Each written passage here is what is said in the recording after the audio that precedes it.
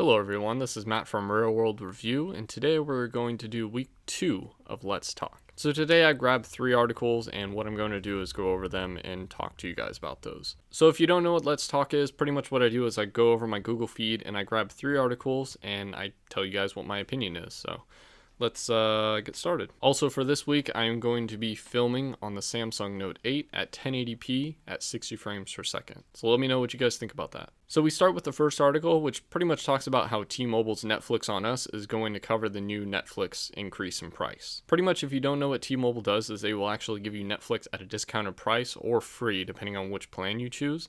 I believe. I'm not too sure. And what this article is telling you about is that T-Mobile will cover that price difference. John Legere, the CEO of T-Mobile, said, "Today Netflix let us know that they're increasing prices. Good news, Netflix on Us won't change for now. It's still on us. We're working with Netflix to determine what impact, if any, this may have down the road." That sounds a little weird. "We will know more by 5/1. So for me, I'm on a family plan for Netflix, so someone else is paying for it. So thank you if you are watching the video for paying my Netflix.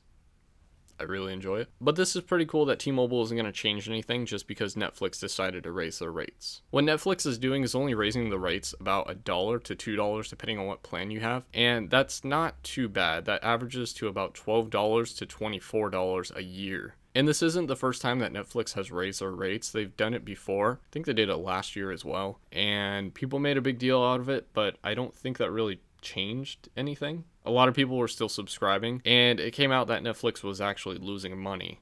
So raising the price is kind of a good thing for us.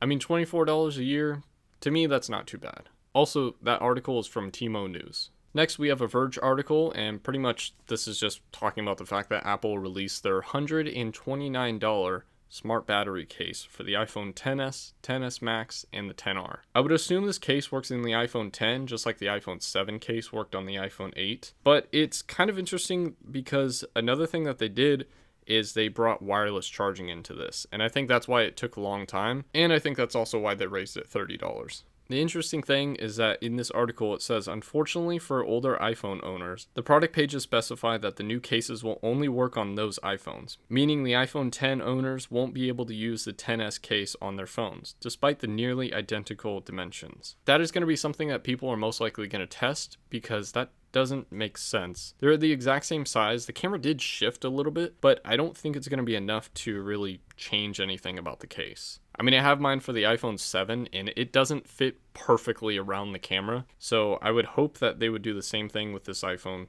X case. It also says that Apple will promise better battery life, up to 21 hours of internet usage on the iPhone XS, 20 hours on the XS Max, and 22 hours on the XR. And pretty much this is going to be the same thing as the one that they have for the iPhone 7. I think it's interesting that they waited this long for this case. It does have wireless charging and it also has fast charging, so you can use like a USB-C to Lightning cable and it will actually charge it faster, just like they do with the iPhones. But the only thing that I can think of is maybe those two things were the only reasons why it took so long to do this. Because other than that, they pretty much look the same as they used to. But anyway, time to move on to our last article. This article is from Android Authority and it says LG in 2019. No more excuses. So pretty much what this article is talking about is it's talking about the last couple of years of what LG has been doing and how they have been doing. Talking about the revenue and market share, and pretty much LG has been trying hard, but they haven't been that successful in the last couple of years. They talk about phones like the LG Q7 and the LG Q8 and pretty much talking about how they were actually able to make better phones this year than they did with the LG Q6. And the LG Q series, if you don't know what they are, they're mid-range phones. So like you have the LG G7 and then the LG Q7.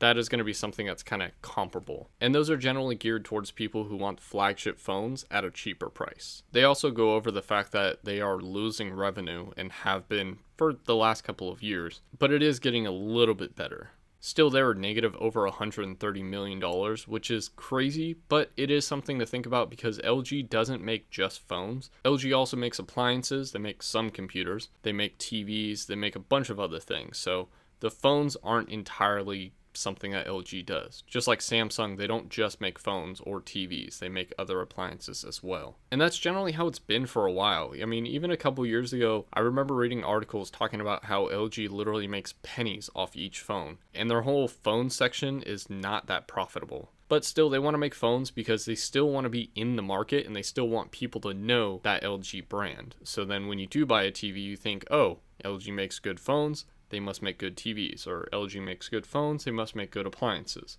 Whatever it may be, that's the main reason why they want to stay in business. At least that's the main reason that I can think of. They also talk about how LG may be releasing a folding phone in the future, and I am a little bit excited to see that. I know they made phones like the LG G Flex and the LG G Flex 2, and they did a pretty good job on those with the plastic OLED screens. Also, they've been making plastic OLED screens for a while, like on phones like the LG V30 and the Pixel 2 XL. To me, this is good because I'm not the only one that's thinking that LG does have a chance to make a better name for themselves. I do enjoy using LG phones. I think LG and HTC are very underrated, and I wish they made more phones that I like. I mean, personally, I like the design of the Pixel 2 XL, and the LG G6 was one of my favorite phones, but they're just kind of lacking. I mean, the fact that LG put a Snapdragon 821 processor in a phone that was released with other Snapdragon 835 processor phones was kind of an embarrassment, but they did fix that issue with the LG G7 and the LG V40 by putting a Snapdragon 845 processor in those phones. So hopefully they make better phones, or maybe more people buy them. I don't know. I just hope that LG is here to stay, but obviously if they continue not making too much money off their phones, they're not going to want to make phones. And that will be disappointing. But if they're not in the phone business, it might actually help other phone companies. But we'll talk about that in a later video. And that's it. I hope you enjoyed this video, and hopefully everything kind of made sense. This video took a long time to film because there was a lot of interruptions, but I finished the video. So if you have any questions, leave them in the comment section or on Twitter at MattofHardWR. And feel free to follow me on the social media listed above. Also, subscribe to my channel so you can see more videos like this and see other review videos as well. Lastly, click that bell button so then YouTube reminds you when new videos do come out. Like I said, I plan on making these videos every week, and hopefully they come out every Thursday. Thanks for watching.